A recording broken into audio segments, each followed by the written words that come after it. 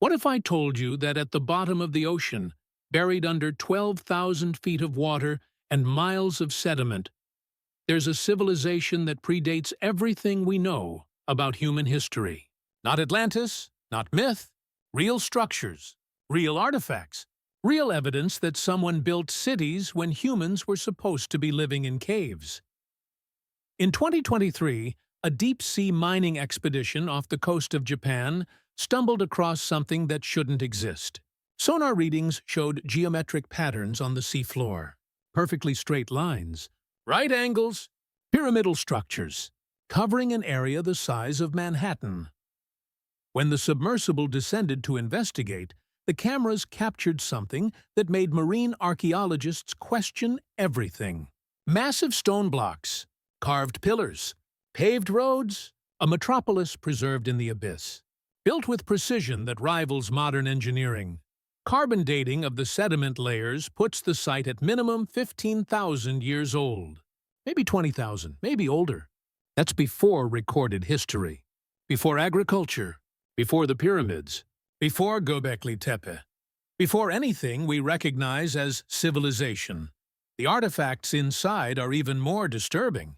Metal alloys we can't reproduce, mathematical inscriptions we can't decode, astronomical alignments that suggest knowledge of celestial mechanics we supposedly didn't have for 10,000 more years.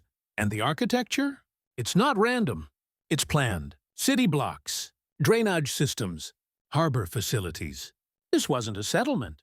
This was a metropolis, home to thousands, maybe tens of thousands, an advanced culture that existed when the Ice Age glaciers still covered half the planet. Then they vanished. Completely. No descendants. No cultural continuation. Just ruins at the bottom of the sea. And scientists are terrified to discuss it publicly because it destroys every timeline we've built of human development. If you want to fall asleep exploring the greatest archaeological mystery ever discovered, a civilization that rewrites human history and suggests we're not the first advanced species on Earth, hit subscribe. Every week, we explore discoveries that challenge everything we thought we knew. This is the moment the past becomes stranger than we ever imagined. Let's descend to the city beneath the waves. April 17, 2023. The research vessel Kaimana floated 200 miles off the coast of Japan. Not an archaeology mission, a geological survey. The Japanese government had contracted the expedition to map seafloor mineral deposits, cobalt, manganese, rare earth elements valuable for technology manufacturing. Dr. Kenji Nakamura, chief marine geologist, was monitoring sonar returns. Standard procedure.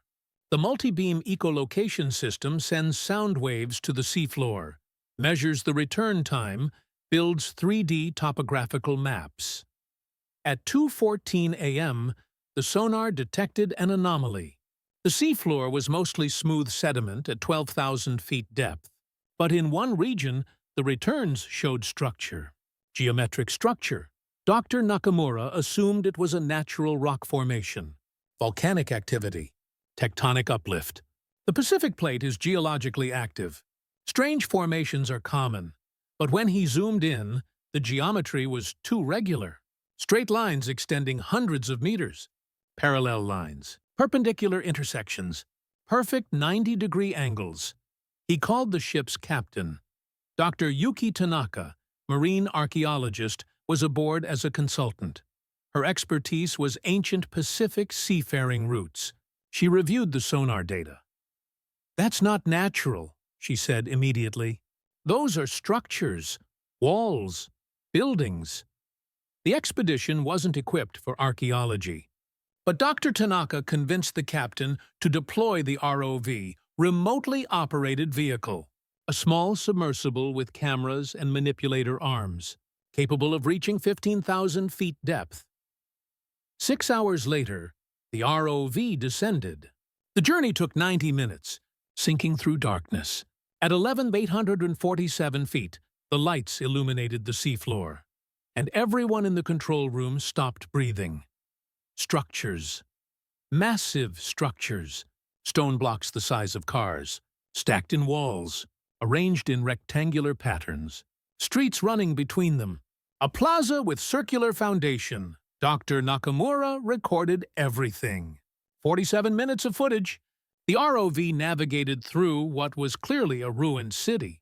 Buildings collapsed but recognizable, infrastructure intact enough to show planning. One structure was particularly striking, a pyramid, not Egyptian style, more like Mesoamerican step pyramids. 4 terraced levels, about 80 feet tall even in its collapsed state, oriented precisely north-south. The blocks were fitted together with incredible precision.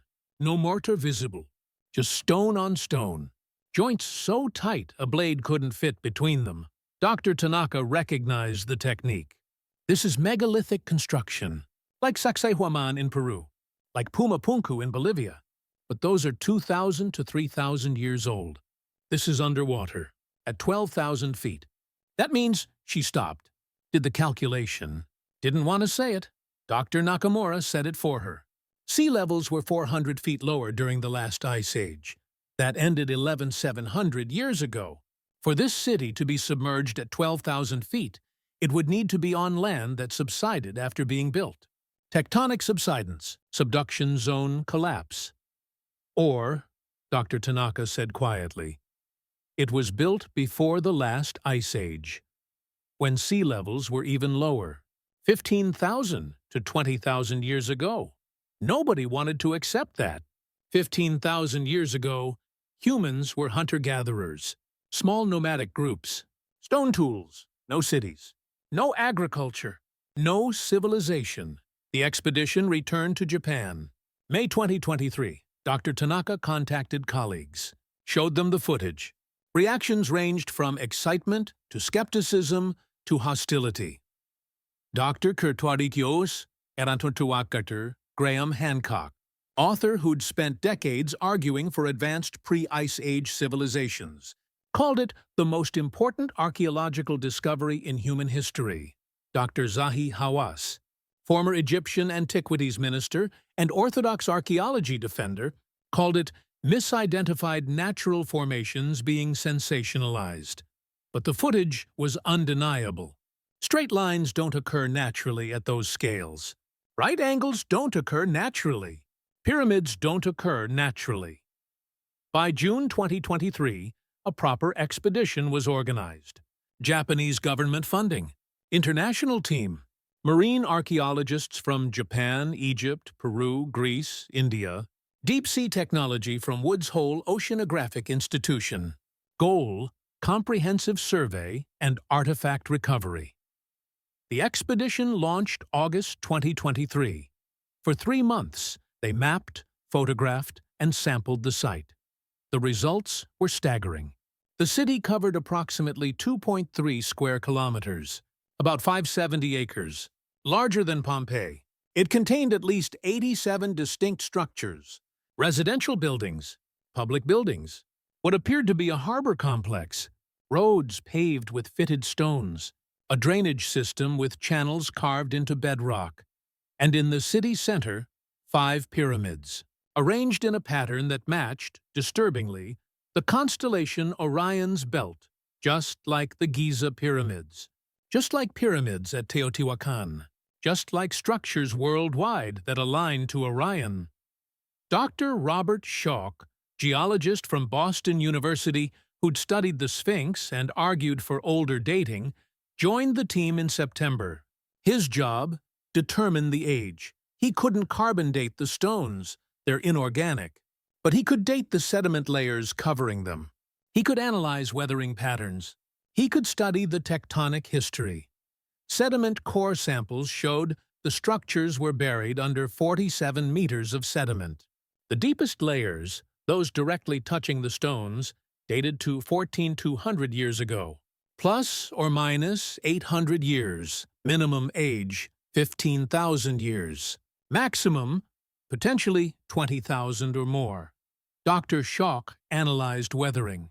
The stones showed significant erosion, not from water currents. The site is too deep for strong currents. From chemical weathering. Dissolution. The process takes thousands of years. His estimate: the structures were exposed to seawater for at least 12,000 years before sediment burial began. If they were built on land and then submerged, construction date could be 26,000 years ago or older. He was reluctant to publish that number. It was too radical, too far outside accepted chronology, but the evidence kept mounting. In October 2023, the team recovered artifacts. Using robotic arms, they extracted objects from the ruins. Careful preservation in pressurized containers. Brought to surface for analysis. Artifacts total: pottery shards, metal objects, stone tools, carved tablets.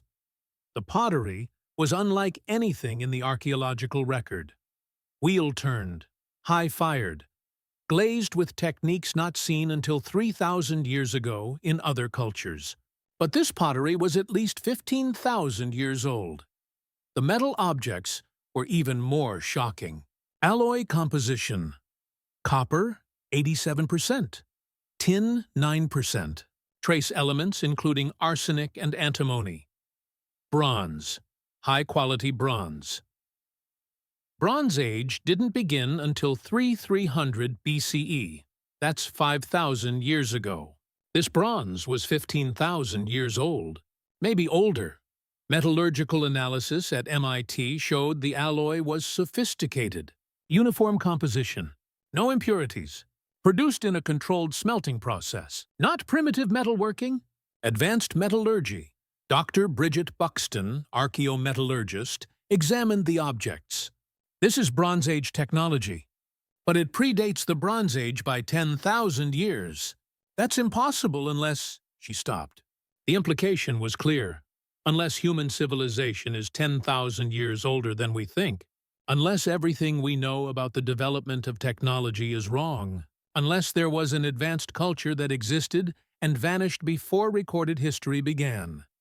But the most disturbing discoveries came from the tablets, because they contained writing and mathematics, and astronomical knowledge that shouldn't exist. November 2023. Dr. Hiroshi Yamamoto, epigrapher from Kyoto University, began analyzing the carved tablets recovered from the underwater city. 11 tablets total. Stone, ranging from 10 to 40 centimeters across, covered in symbols. Not pictographs, not primitive drawings. Sophisticated writing system, characters arranged in columns and rows, spacing suggesting grammar and syntax. Dr. Yamamoto photographed them under multiple light wavelengths. Infrared revealed faded inscriptions. Ultraviolet showed surface composition. 3D scanning captured every detail. The writing system was unknown. Not cuneiform, not hieroglyphics, not proto-Sinitic, not any script in the archaeological record, but it had structure. Approximately 340 distinct characters. Some appeared frequently, like common words. Others rarely, like technical terms. Distribution followed Zipf's law, the mathematical pattern found in all natural languages. This was real writing, real language, 15,000 years old. Dr. Yamamoto applied computational linguistics, pattern recognition algorithms, cross-referencing with known ancient scripts. Looking for any connection, any overlap, he found fragments. About 12% of the characters resembled Linear A from Minoan Crete. 8% resembled Indus Valley script. 5% resembled Rongorongo from Easter Island. But these civilizations existed thousands of years later. Linear A, 1800 BCE. Indus Valley, 2500 BCE. Rongorongo, 1200 CE. Were they descended from the underwater civilization? Did fragments of this ancient writing survive? Get passed down through millennia? Appear in later cultures as faint echoes of the original? Dr. Yamamoto couldn't decode the language without a Rosetta Stone, a bilingual text. But he could analyze the content structure. One tablet contained numerical symbols, clear base 10 counting system, numbers arranged in columns, calculations, addition, multiplication, square roots, mathematics, advanced mathematics. 15,000 years ago, Another tablet contained diagrams, geometric shapes, circles, triangles, with numerical annotations, ratios, proportions. Dr. Yamamoto calculated the ratios. One diagram showed a circle with an inscribed hexagon. The ratio of the circle's circumference to the hexagon's perimeter was marked 3.14159 pi, accurate to 5 decimal places. 15,000 years ago, the ancient Greeks calculated pi around 250 BCE. The Babylonians had rough approximations 4,000 years ago. But this civilization knew it 15,000 years ago. Precise. Refined. A third tablet was even more disturbing. It showed celestial diagrams, stars, constellations. With numerical annotations, Dr. Anthony Avini, archaeoastronomer from Colgate University, analyzed it. These are star charts, positions of constellations. But the positions are wrong for today.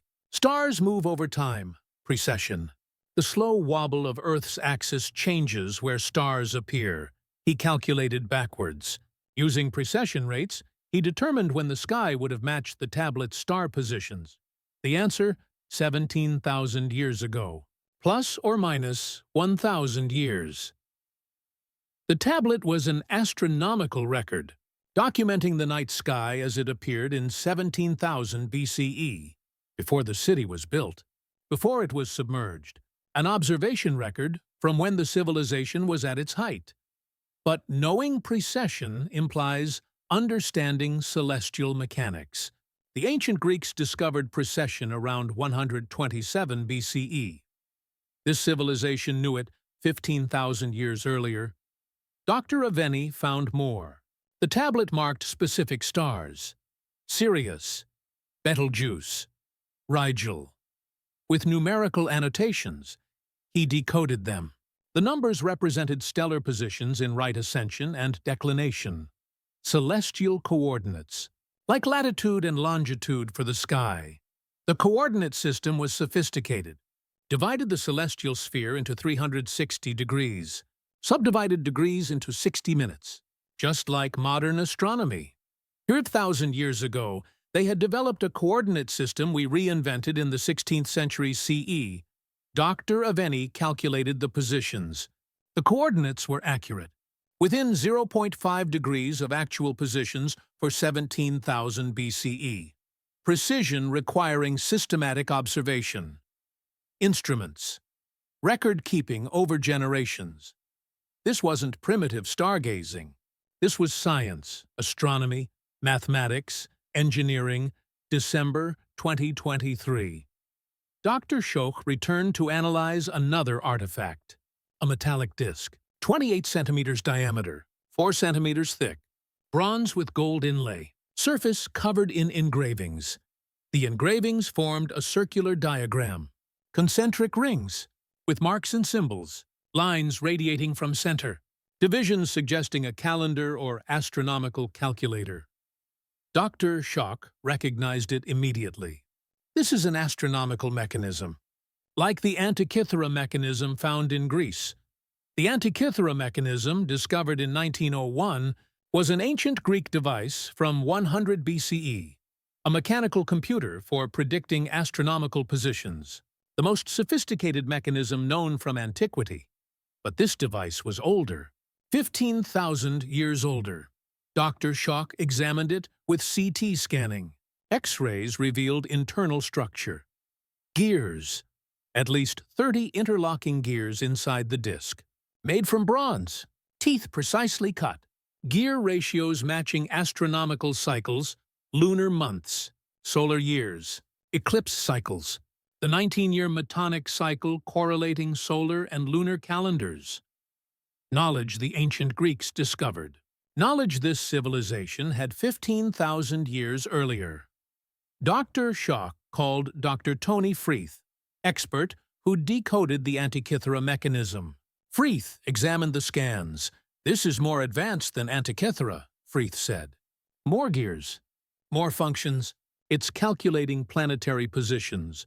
Mercury, Venus, Mars, Jupiter, Saturn, all 5 naked-eye planets. The gear ratios encoded orbital periods. Mercury, 87-97 days. Venus, 202 days. 24 7 days. Mars, 687 days. Jupiter, 333 days. Saturn, 10,759 days. Accurate. Precise. 15,000 years ago. How did they know? Planetary orbital periods require centuries of observation, systematic record-keeping, mathematical analysis, a scientific tradition lasting generations. This civilization had that. They observed the sky, recorded data, developed mathematical models, built mechanical devices to calculate predictions. They had science, real science, when humans supposedly lived in caves. By January 2024, the evidence was overwhelming. The underwater city was real. It was old. It was advanced. But the archaeological community was divided. Orthodox scholars argued the dates must be wrong. The techniques must be flawed. The interpretations too speculative. Dr. Sarah Parcak, satellite archaeologist, argued, extraordinary claims require extraordinary evidence. We have structures. We have artifacts, but we don't have context. No human remains. No clear cultural indicators. We need more data. Dr. Hancock countered, how much data is enough? We have a city. We have technology. We have writing. We have astronomy. If this were 2,000 years old instead of 15,000, nobody would question it. The only reason there's resistance is because it doesn't fit our timeline. The debate became public. February 2024, news coverage worldwide. Lost civilization found. Atlantis real? History rewritten. The Japanese government, nervous about controversy, restricted access to the site. No new expeditions approved. Data from the 2023 expedition sealed pending further review, but the team had already published preliminary findings. The papers were out. The evidence was public, and the implications were inescapable. Human history was older than we thought. Civilization was older. Technology was older. And that raised the terrifying question. If they were that advanced 15,000 years ago, why did they vanish? The answer came from the geological analysis, and it suggested something catastrophic, something that nearly ended human civilization entirely. March 2024. Dr. Schoch compiled geological data from the site. Sediment layers, tectonic history, sea level changes, trying to determine how the city ended up. 12,000 feet underwater. The ICD, Pacific Plate in that region, is subducting beneath the Philippine Plate. The subduction zone creates trenches, deep underwater valleys where one tectonic plate dives beneath another. But the city wasn't in the trench. It was on the upper plate, the Philippine Plate, which meant it didn't sink gradually. It dropped suddenly. Dr. Schoch found evidence in the sediment. The layer directly above the city structures contained unusual material, mixed sediment, marine and terrestrial, as if land and sea had churned together violently. And within that layer, microtectites, tiny glass spheres formed when rock melts and cools rapidly, common in impact craters, common in tsunami deposits. Something catastrophic happened. Impact, or massive earthquake, or both. Dr. Schoch checked asteroid impact databases, looking for impacts around 15,000 years ago. Found one candidate, Hiawatha Crater in Greenland, discovered in 2018, dated to approximately 13,000 years ago. Meteor impact, object about 1.5 kilometers across, struck Greenland ice sheet. Created crater 31 kilometers wide. Released energy equivalent to 700 megatons of TNT. The impact would have triggered global effects. Tsunamis, earthquakes, climate disruption. Exactly what the sediment layers suggested, but 13,000 years ago was younger than the city. The city was 15,000 plus years old, so Hiawatha didn't destroy it, unless there were multiple impacts. Dr. Alan West, Geophysicists studying the Younger Dryas impact hypothesis reviewed the data. The Younger Dryas was a sudden cooling period starting 12,800 years ago. Glaciers advanced. Megafauna went extinct. Human populations crashed. West and colleagues proposed it was caused by asteroid or comet impacts. Multiple impacts, creating a global catastrophe that ended the Ice Age abruptly. Evidence includes iridium layer, indicating extraterrestrial material, nanodiamonds, formed under extreme pressure, widespread fire markers, and sudden extinction of species. The underwater city's sediment showed all of these. The layer directly above the ruins contained iridium spike, 300%. Above background, nanodiamonds, present in multiple samples, charcoal layer, indicating massive wildfires, extinct species, fossils of animals that disappeared 13,000 years ago. The city was destroyed by the Younger Dryas impacts. Multiple asteroids or comet fragments striking Earth. One hit Greenland, others hit the Pacific, North America, maybe Europe. The Pacific impact near Japan caused mega tsunami, 300+ meter wave tectonic destabilization, triggered fault movement, rapid subsidence, seafloor dropped several hundred meters, sediment burial, tsunami deposits covered survivors. The city was destroyed in hours, maybe minutes, waves washing over structures, tectonic collapse dropping the land below sea level, sediment burying everything, survivors, if any, fled inland. The coastal civilization was wiped out completely. Dr. Schock calculated sea levels. During the Ice Age, sea level was 120 meters, 400 feet, lower than today. Coastal areas that are now underwater were land. The city was probably at sea level or slightly below. A coastal metropolis, harbor city, trading center. When the impact occurred, three things happened. Tsunami buried it in sediment. Tectonic subsidence dropped it 200-300 meters. Post-Ice Age sea level rise added another 100 turn. 20 meters, total submersion 320-420 meters, plus gradual tectonic subsidence over millennia. Final depth 3,600 meters, 12,000 feet. But here's the terrifying part. The underwater city might not be unique.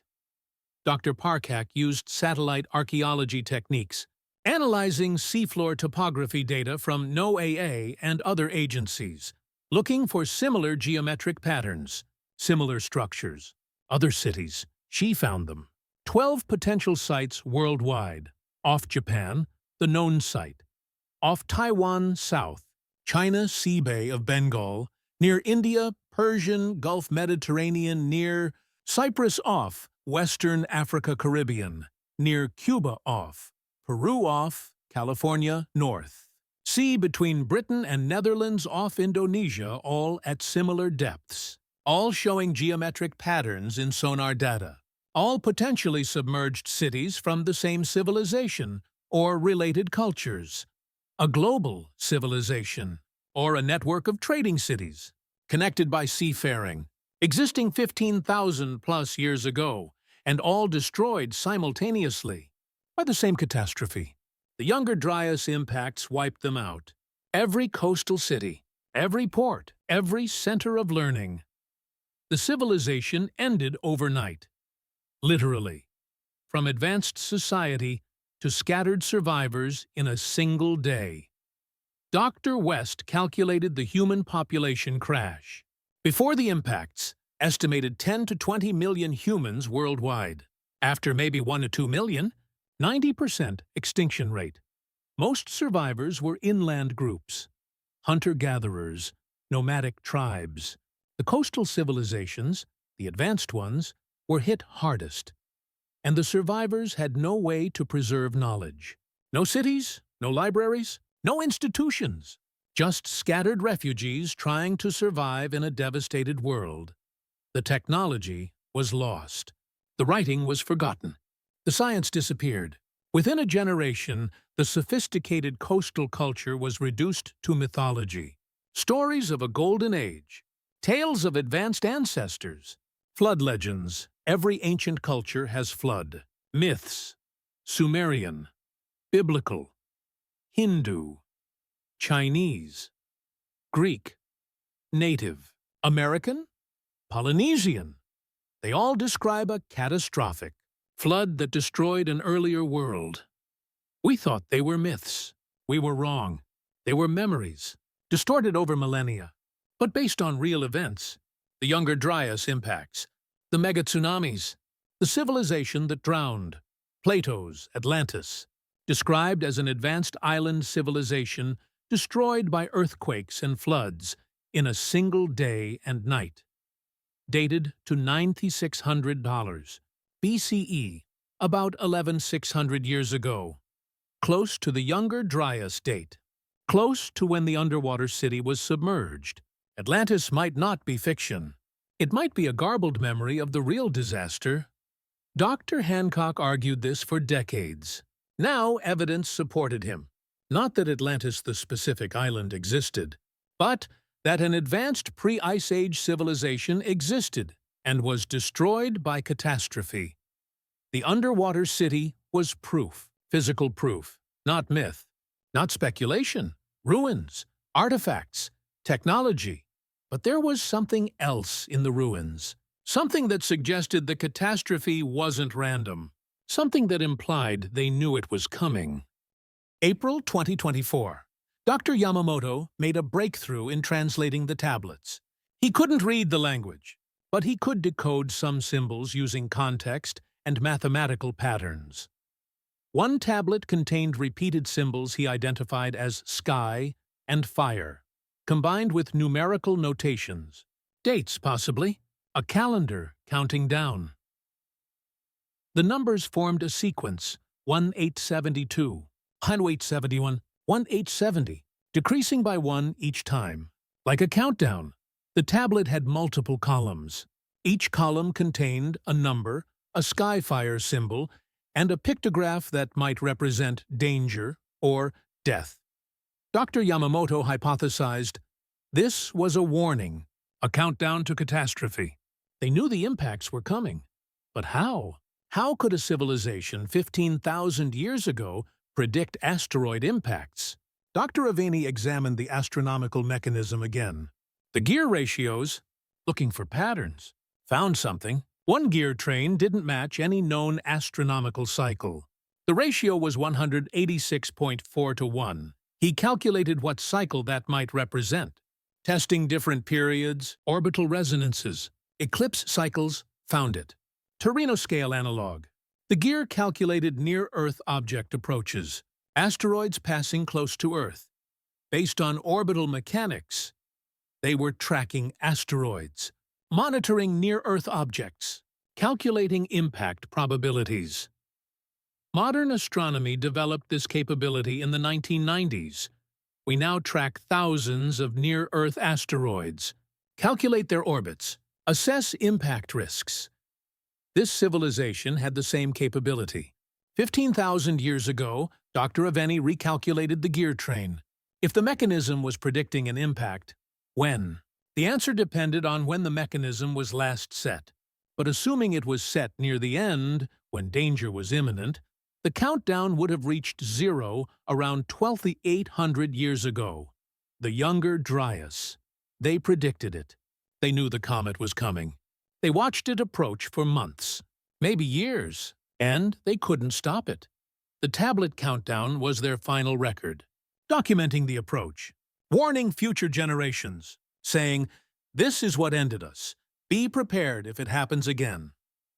Dr. Yamamoto found another tablet.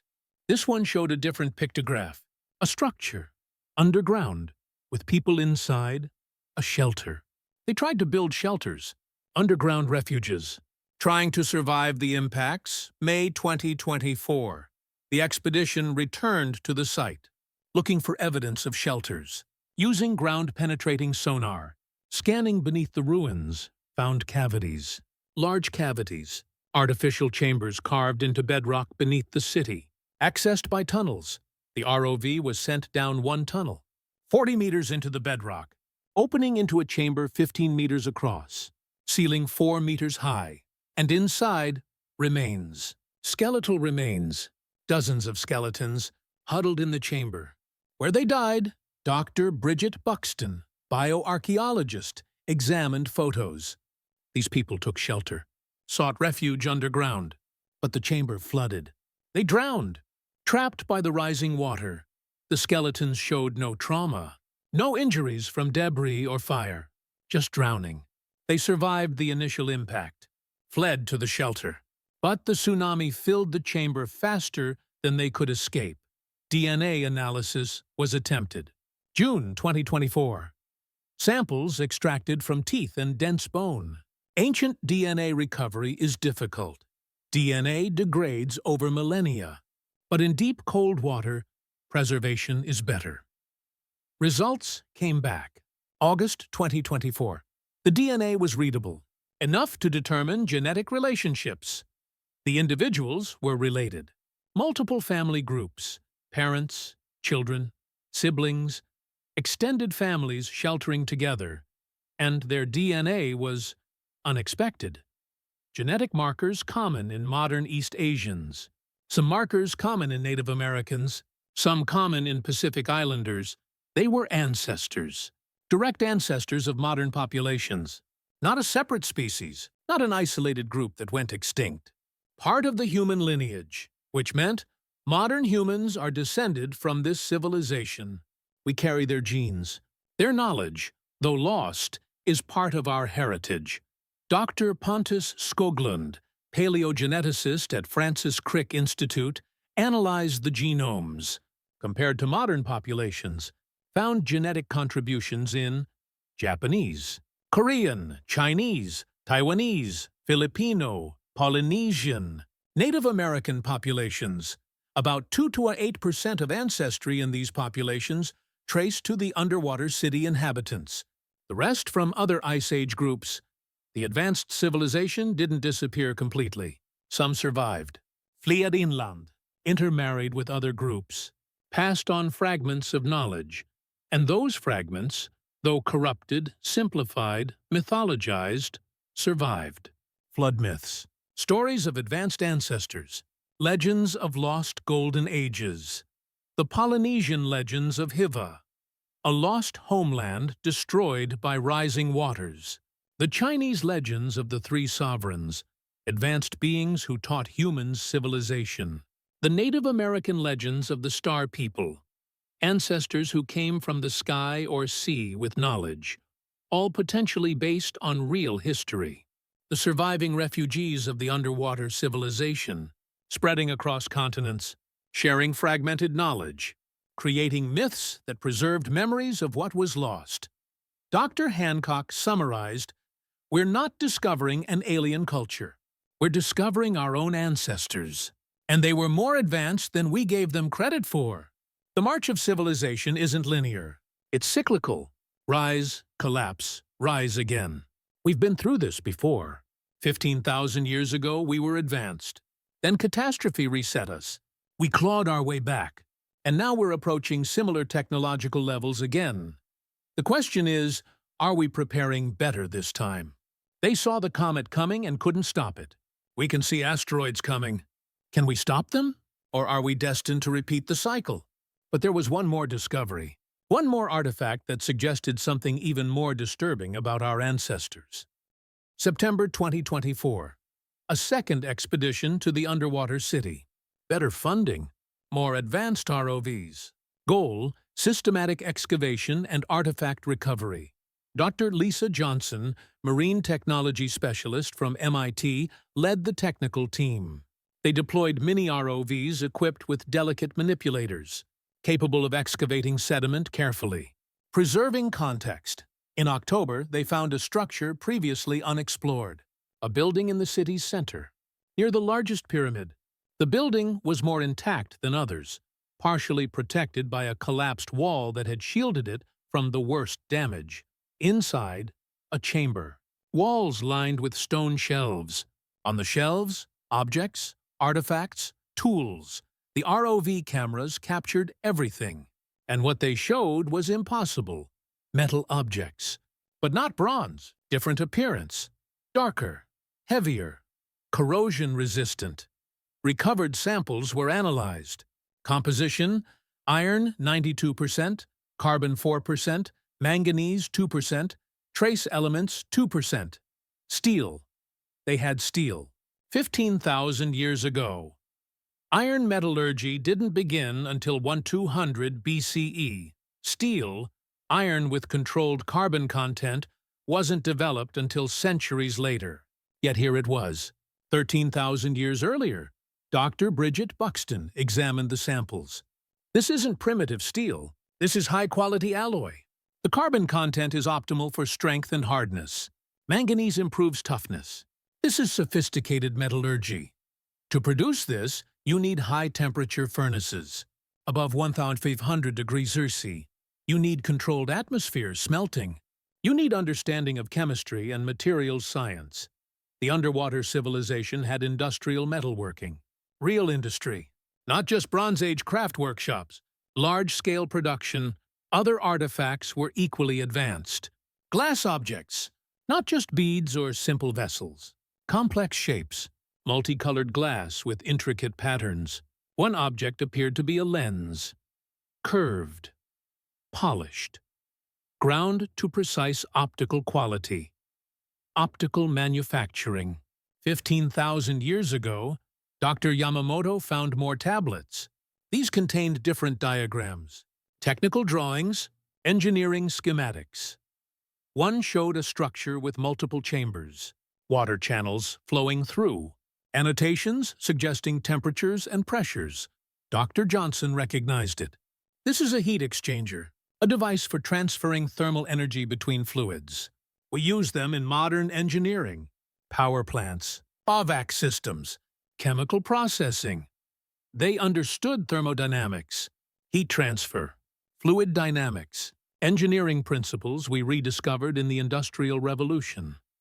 Another tablet showed a circular device with radial arms, numbers along the arms. Calculation markings, Dr. Schock identified it. This is a slide rule, a mechanical calculator, used for multiplication, division, logarithms, trigonometry, common in the 20th century before electronic calculators. They had calculation tools, computing devices beyond just the astronomical mechanism. They were engineering complex projects, needed computational aids. November 2024. The team found the most disturbing artifact. In a sealed chamber, protected by a stone door that had remained closed for 15,000 years. Inside, a container. Metal. Cylindrical. About 30 centimeters tall. Covered in inscriptions and warning symbols, Dr. Yamamoto examined the symbols, decoded them using the language fragments he'd learned. The inscriptions said approximately, "Danger, fire, death. Do not open." Dr. Johnson used X-ray imaging. The container was lead-lined, lead casing about 2 centimeters thick, surrounding an inner chamber. Lead is used for radiation shielding. Modern nuclear materials are stored in lead containers. But 15,000 years ago, the expedition team debated. Should they open it? Dr. Johnson argued no. If they sealed it with lead and marked it as dangerous, they had a reason. Whatever's inside might still be hazardous. Dr. Schock argued yes. We need to know. If this is what I think it is, it changes everything about what this civilization achieved. The container was brought to the surface. December 2024. Transported to a specialized facility in Tokyo. Radiation-shielded laboratory. Teams from Japan's Nuclear Safety Agency present. Geiger counters were positioned. Measurements taken. Background radiation normal. No elevated readings from the container exterior. But that meant nothing. Lead blocks radiation. Whatever was inside could be highly radioactive while showing no external signature. Dr. Kenji Watanabe, nuclear physicist from Kyoto University, supervised the opening. The team used remote manipulators. No one in the room. everything controlled from behind shielded glass. The lead container was placed in a sealed chamber. Negative air pressure, HEPA filtration, full containment protocols. Robotic arms carefully opened the seal. Ancient metal gave way. The lid lifted. Geiger counters spiked immediately. Not dangerously high, about 10 times background, equivalent to a medical X-ray dose. Inside the container, 3 objects. Metal rods, dark gray, dense, each about 10 centimeters long. Spectrometer analysis showed composition. Uranium. Enriched uranium. U-235 isotope concentration. 8% natural uranium is 0.7% U-235. Enriched uranium is concentrated U-235. This was enriched. 8% is low enrichment, used in some reactors. Not weapons grade, 90% plus, but far beyond natural concentration. Dr. Watanabe stared at the readings. This is enriched uranium. They had uranium enrichment technology. 15,000 years ago, uranium enrichment requires advanced technology. Centrifuges, gas diffusion, electromagnetic separation. Processes that require precision engineering, high-energy physics knowledge, and industrial-scale operations. The underwater civilization had nuclear technology. They were working with radioactive materials, understanding isotopes, separating uranium isotopes. Were they building reactors? Weapons, medical devices. The enrichment level suggested reactors, power generation rather than weapons, but the implications were staggering. Nuclear physics, atomic theory, radioactivity, all understood 15,000 years ago. Dr. Watanabe calculated the age of the uranium itself using decay products, the U-235 U-238. 8 ratio suggested the enrichment occurred 14,000 to 16,000 years ago, consistent with the city's age, and the lead container had protected it ever since. Sealed, shielded, marked with warnings. They knew it was dangerous. They knew it required containment. They knew future people might find it and needed to be warned. January 2025. The discovery leaked, despite government attempts to control information. Too many people involved. Too significant to contain. Headlines worldwide. Ancient nuclear technology found. 15,000-year-old uranium enrichment. Advanced civilization had atomic knowledge. Public reaction was shock, disbelief, conspiracy theories, religious interpretations. Scientific reaction was divided. Some embraced the evidence, others demanded alternative explanations. Dr. Zahi Hawass dismissed it entirely. This is contamination. Modern radioactive material somehow mixed with ancient artifacts. Or the dating is wrong. Or it's a hoax. But multiple laboratories had verified the results. The uranium was ancient. The enrichment was real. The container was genuinely 15,000 years old. Dr. Michio Kaku, theoretical physicist, offered perspective. If this is real, and the evidence suggests it is, then we need to completely revise our understanding of human development. Advanced technology isn't linear. It's not a steady march from primitive to sophisticated. Civilizations can achieve high levels, then collapse, then rebuild from scratch. The ancient civilization had nuclear technology. Then the younger Dryas impacts destroyed them. The survivors lost that knowledge. It took 13,000 years for humanity to rediscover nuclear physics. We're not advancing for the first time. We're re-advancing, recovering knowledge our ancestors had. The archaeological implications were profound. If they had uranium enrichment, what else did they have? Dr. Johnson proposed searching for more advanced artifacts. February 2025. Third expedition to the underwater city. Focused on industrial areas, places where technology would have been developed and stored. They found a complex on the city's edge, away from residential areas. Large buildings with thick walls. Industrial facility inside furnaces. Massive stone structures with metal linings, capable of reaching temperatures above 2,000 degrees C. Hot enough to smelt steel. Hot enough to process ceramics.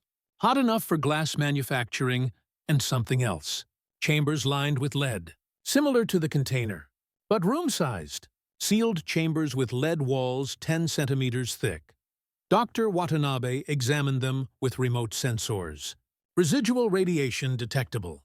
Not dangerous after 15,000 years of decay, but present. Evidence of radioactive material processing. These were hot cells, radiation-shielded workspaces for handling radioactive materials. Standard equipment in modern nuclear facilities. And they existed 15,000 years ago. The facility showed evidence of systematic research. Multiple chambers, different configurations, like laboratories, experimental facilities. They weren't just using nuclear materials. They were researching them, understanding physics, running experiments. Dr. Kaku examined the layout.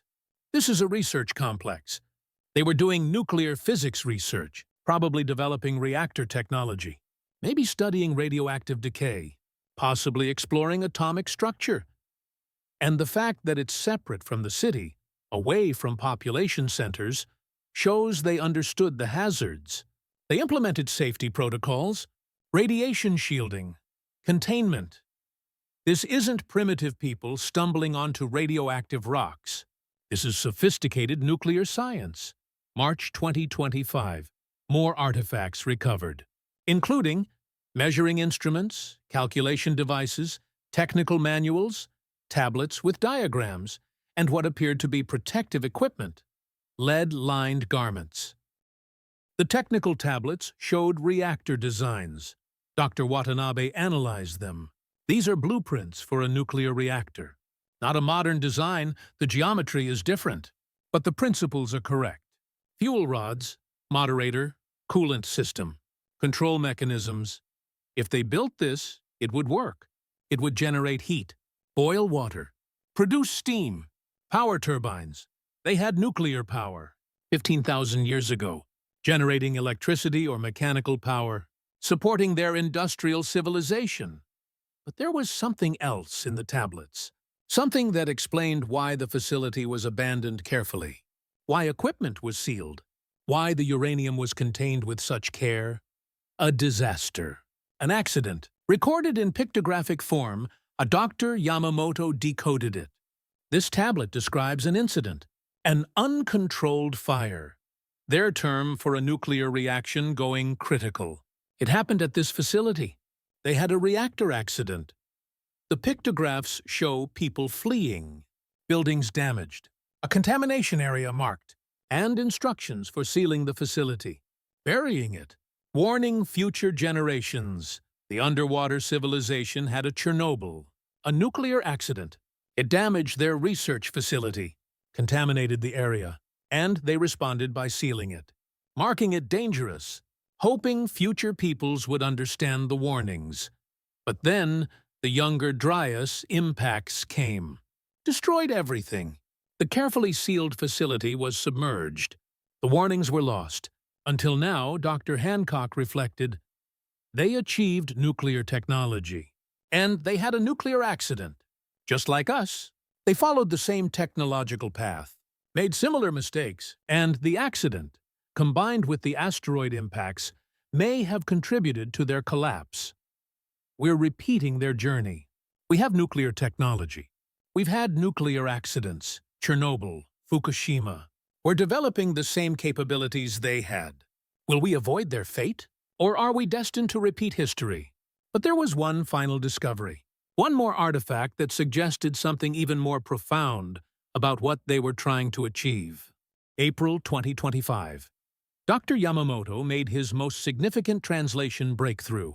A large tablet discovered in what appeared to be a temple or archive.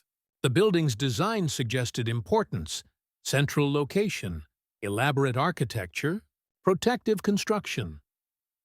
The tablet was different from others. Larger, made from a more durable stone, granite rather than limestone, and covered in dense text, hundreds of characters, multiple columns. Clearly, an important document. Dr. Yamamoto had spent months building a partial dictionary, cross-referencing symbols, using mathematical context, identifying grammar patterns. His translation was still fragmentary, maybe 40% comprehension, but enough to extract meaning. The tablet's content was shocking. It wasn't technical documentation. It wasn't astronomical records. It was a message, a deliberate message to the future. Dr. Yamamoto's translation, rough, with gaps. We who came before, unknown. Leave this knowledge. Future children, unknown. Skyfire approaches. Cannot stop, cannot flee, unknown. Preserve what we learned, so you may, unknown. Not repeat our mistakes. We built great cities, civilization. Harnessed power fire. Understood sky stars. Measured time cosmos. Created tools, machines, unknown. But we grew, proud, careless. The sky fire, catastrophe, we detected. Counted days, prepared, shelters, refuges. Insufficient, unknown. Most will perish. Some will survive. Carry knowledge. Teach your children. If you find this, you have achieved, recovered. Our level, unknown. Learn from our ending. The skyfire comes in cycles. Number years. Watch the sky. Calculate paths. Build better. Refuge. Chart defenses. We were. First previous. You are second next. There may be third others. The pattern continues. Unknown. Preserve this knowledge. Break the cycle. Dr. Yamamoto stopped reading. The implications were overwhelming. This wasn't just a historical record. It was a warning across time. From one civilization to its successors, they knew they were ending. They knew survivors would forget. They knew humanity would have to rebuild from scratch. And they wanted to help. Dr. Schock examined the numerical annotations. The tablet included calculations, orbital periods, astronomical cycles. One number appeared repeatedly. 12,960. He calculated its significance. 12,960 years. That's the half-precession cycle. The time it takes for Earth's axis to precess through 180 degrees. Ancient cultures knew this number. It appears in Vedic texts, Mayan calendars, Egyptian mythology. But why would they emphasize it? Unless they're saying the catastrophes follow a cycle. Every 12,960 years, Earth passes through a dangerous region. Asteroid swarms, comet debris, increased impact probability. Dr. West reviewed his younger Dryas impact research. There's evidence for cyclical impacts. The torrid meteor stream, Earth passes through it twice annually. But the stream has denser regions. If Earth's orbital position aligns with a dense region every 12,160 years, impact risk increases dramatically. The underwater civilization experienced an impact cluster around 12,800 years ago. If they're right about the cycle, the previous cluster was around 25,760 years ago. The next would be soon, within the next few centuries. The tablet was warning us, not just about what happened to them, about what might happen to us, May 2025. Dr. Aveni analyzed other astronomical tablets, looking for predictions. Warnings about future impacts. Found one. A star chart showing constellation positions for a future date. Calculations suggested the date was approximately 2200 CE, about 175 years from now. And the chart showed something ominous. Markers indicating multiple objects, trajectories, paths converging on Earth's orbit. An impact prediction for the 23rd century, the next catastrophe cycle. Dr. Aveni couldn't verify if it was accurate. The civilization's astronomy was sophisticated, but predicting impacts centuries in advance requires knowing asteroid orbits precisely. Did they have that data? Or was this a general warning based on cycle timing? Either way, the message was clear. Prepare. Don't be caught unprepared like they were. Dr. Johnson found another artifact in the archive building, a sealed vault, stone door with mechanical locking mechanism, preserved perfectly in the sealed environment. Opening it revealed books. Not paper, that would have decayed, but bound metal sheets. Copper alloy, each sheet etched with text and diagrams. Hundreds of sheets, dozens of books, a library, an emergency archive. Knowledge preserved in the most durable format they could create. June 2025. The metal books were scanned, photographed, analyzed. Content varied. Mathematics, astronomy, engineering, metallurgy, agriculture, medicine, philosophy, textbooks, teaching materials. Everything needed to rebuild civilization from scratch, intended for survivors. For descendants who would need to relearn everything, Dr. Yamamoto began translating. The mathematics book contained arithmetic, geometry, algebra, trigonometry, calculus. Complete curriculum, from basic counting to advanced integration. The astronomy book documented planetary orbits, eclipse cycles, precession, stellar positions, calendar systems, timekeeping methods. The engineering book showed construction techniques, material properties, structural calculations, machine designs, power systems. They'd created a civilizational backup, knowledge compressed into portable form, hoping someone would find it, use it, accelerate the recovery. Dr. Hancock reviewed the books. This is the Rosetta Stone of ancient knowledge. Everything we've spent 10,000 years rediscovering, they documented here. Mathematics we attribute to Babylonians, Greeks, Indians. It's all here from earlier. Astronomy we credit to Ptolemy, Copernicus, Kepler, preceded here. Engineering we think started in Rome or China, shown here. We didn't invent these things. We reinvented them, recovered knowledge that was lost. And the recovery took 13,000 years because we didn't have these books. We had to start from zero. But now we have them. We can see what they knew, how they thought, what they achieved. And maybe, just maybe, we can avoid their mistakes. Dr. Yamamoto found the final book, the philosophical text.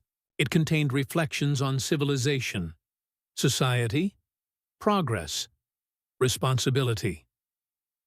Key passage, translated. Great power requires great wisdom. We achieved power without wisdom. We could split atoms' fundamental forces. We could harness energy fire. We could calculate stars' time. But we could not unite our people, could not prevent war, conflict, could not steward our world environment carefully.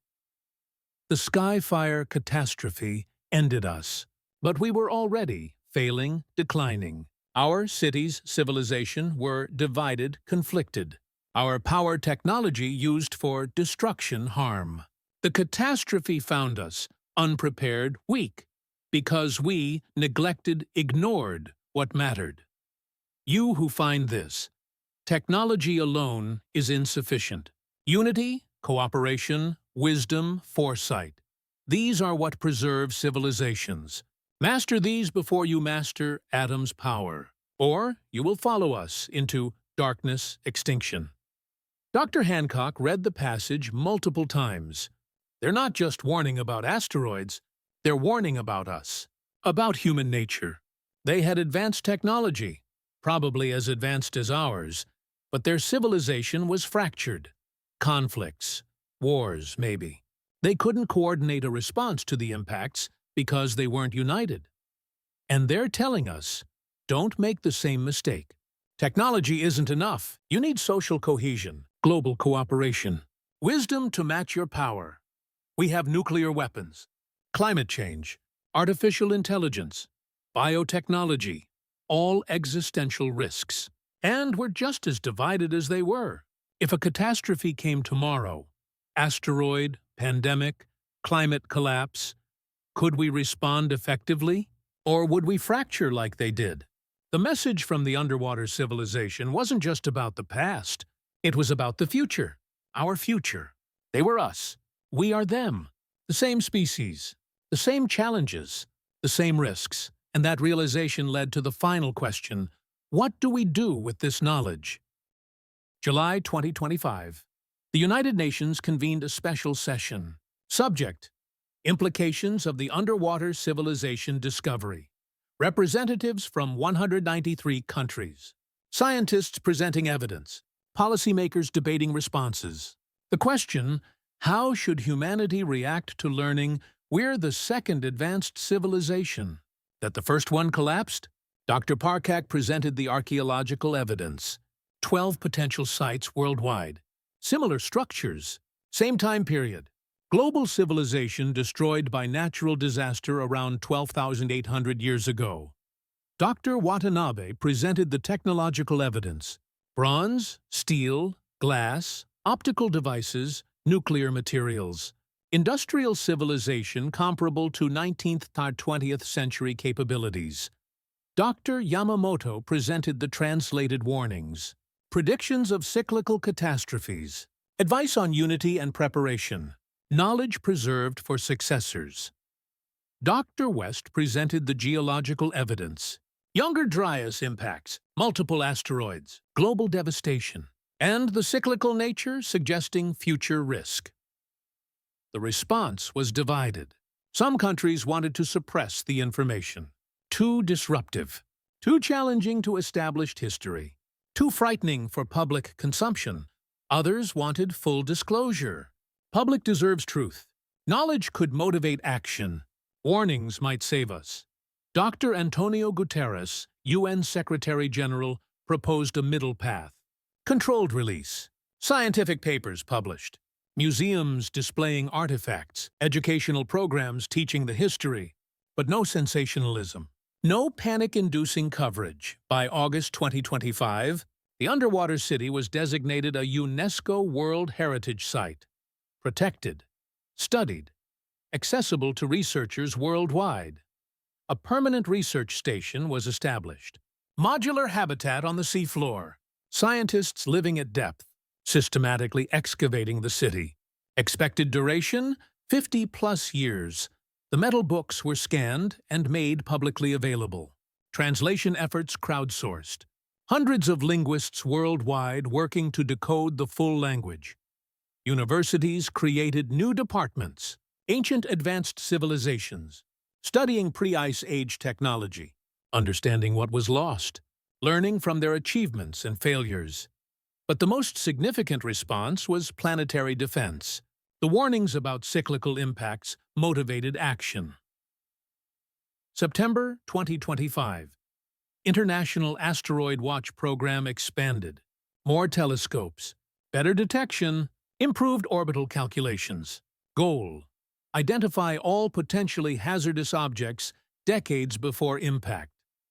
NASA's DART mission, Double Asteroid Redirection Test, was successful in 2022. Proved we could deflect asteroids by impact. Now, funding increased 10x. Multiple deflection spacecraft built. Placed on standby. Ready to launch if threats detected. The underwater civilization couldn't stop the impacts. Didn't have the technology. We do.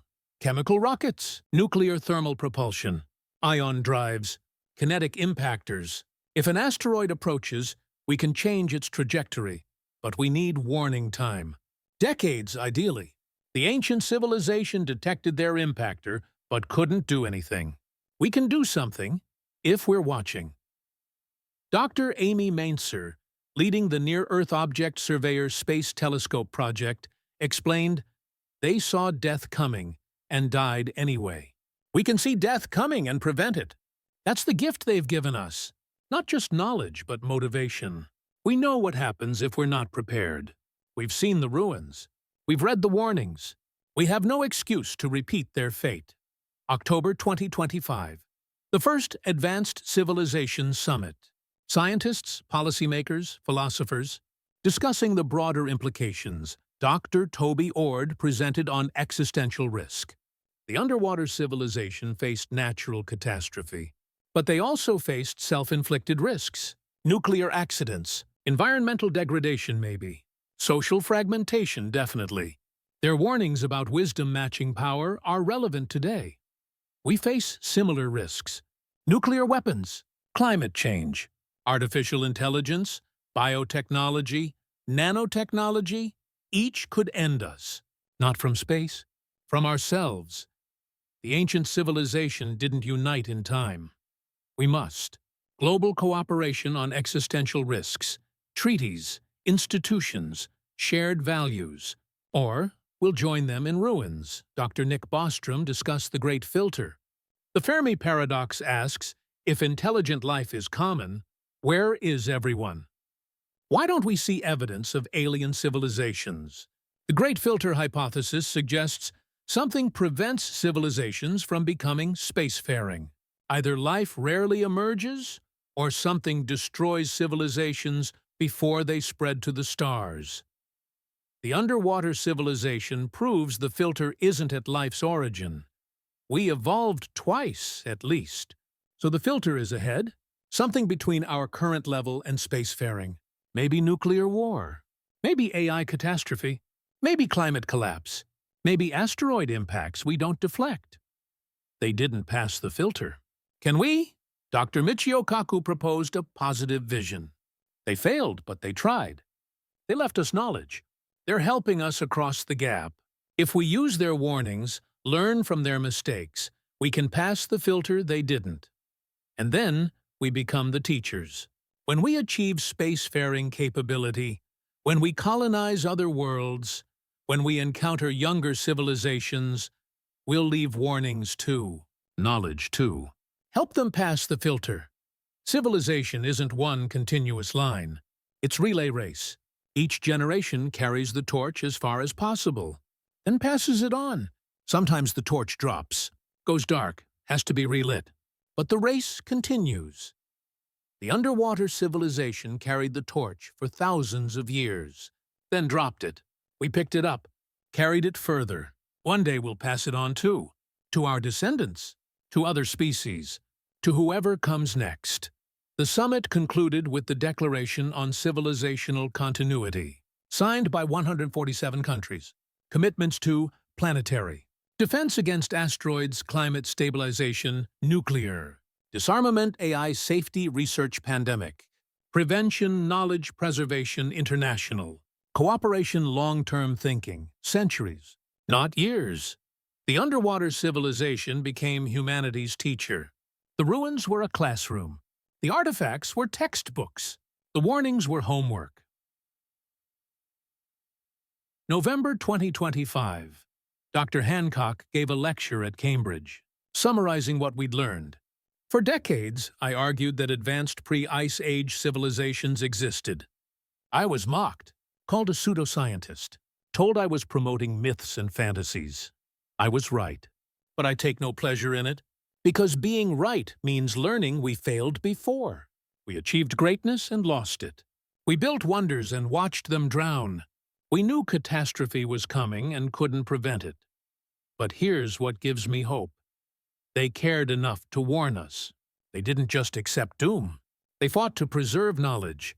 They sealed books in vaults, marked hazards with warnings, documented their discoveries, all for us, for people they'd never meet, living 15,000 years later. That's love across time. That's hope spanning millennia. They believed in us, believed we'd rise again, believed we'd find their messages and learn from them.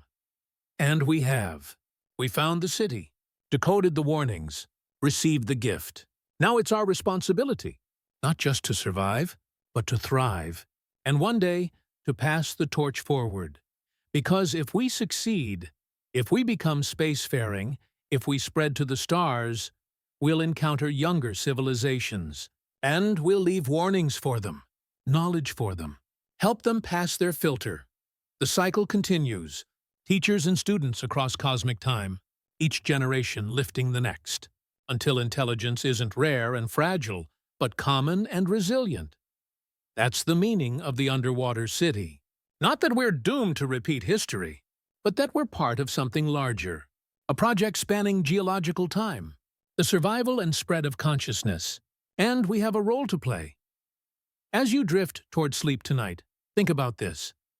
Beneath the ocean, there's a city, older than everything you were taught about civilization, built by people just like you, people who loved, dreamed, built, and hoped.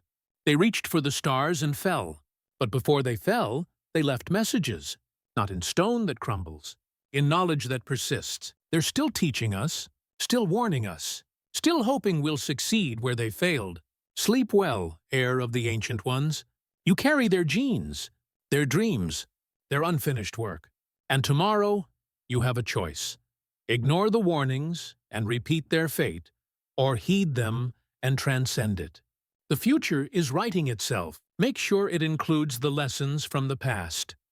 If this journey to the civilization beneath the waves moved you, subscribe. Every week we explore humanity's hidden history, from lost cities to ancient knowledge, from catastrophes that reset civilization to the warning signs we're seeing again today, all designed to expand your understanding while you sleep. Sweet dreams, descendant of the drowned ones. Their story isn't over. It's just beginning again with us.